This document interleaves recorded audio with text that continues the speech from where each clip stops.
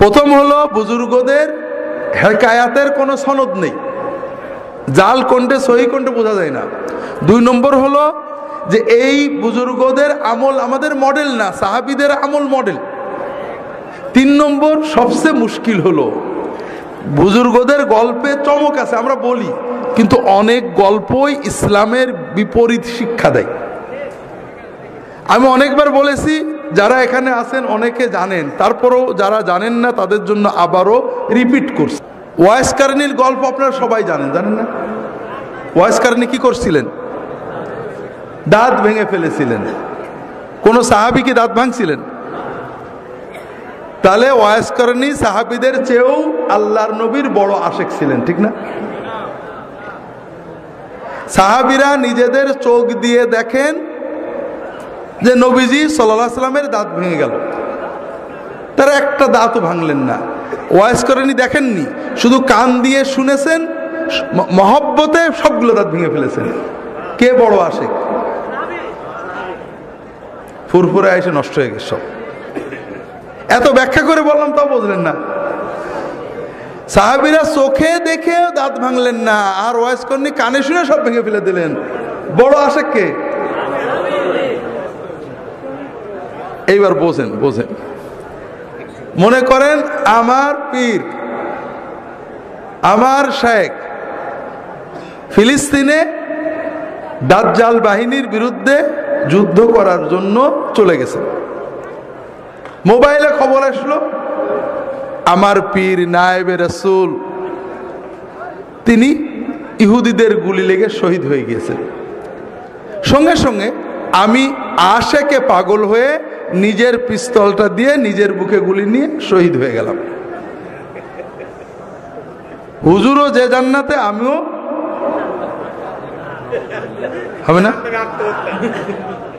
আচ্ছা, অত দূরে নাই গেলাম। আমার কাছে খবর আসলো ইহুদিদের গুলি লেগে হুজুরের দাঁত ভেঙে গেছে। আমি তাড়াতাড়ি নিজের হাতুড়ি দিয়ে বাড়ি মেরে নিজের দাঁতগুলো ভেঙে ফেললাম।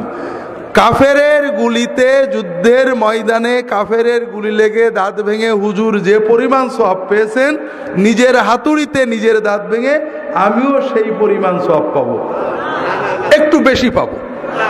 একটু ভালো করে বোঝেন। হুজুর দাঁত ভাঙতে চাননি, হঠাৎ গুলি লেগে ভেঙে গেছে, আর আমি নিজে ইচ্ছায় সচেতন ভাবে আল্লাহর ওলির মহব্বতে ভাঙছি। আমার সব বেশি হবে না? অর্ধেক হবে, অল্প হবে।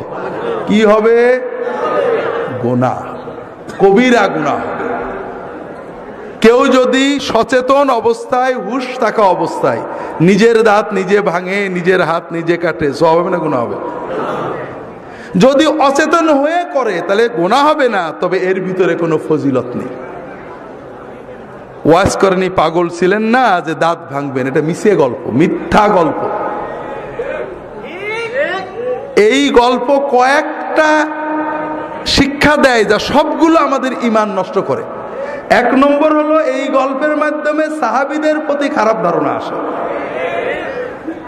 2 নম্বর কথা, এই গল্প দ্বারা সাইয়্যিদুত তাবেঈন, শ্রেষ্ঠ তাবেঈ, আল্লাহ রাসূল সাল্লাল্লাহু আলাইহি ওয়াসাল্লাম যাকে সাক্ষী দিয়েছেন তিনি সবচেয়ে শ্রেষ্ঠ তাবেঈ, তার ব্যাপারে একটা খারাপ ধারণা মনে আসে যে বেটা ঘরে বসে দাঁত ভাঙলো, গুনাহ হয়ে গেল। 3 নম্বর হলো ইসলাম তো আমাদের ঘরে বসে দাঁত ভাঙাই শেখায়, ঠিক না?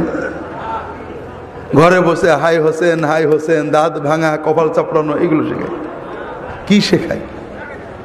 ইসলাম শেখায় তুমি ময়দানে যাও, সংসার করো, দিনের দাওয়াত দাও, এলেম শেখো, উপার্জন করো, জিহাদের ময়দানে চলে যাও।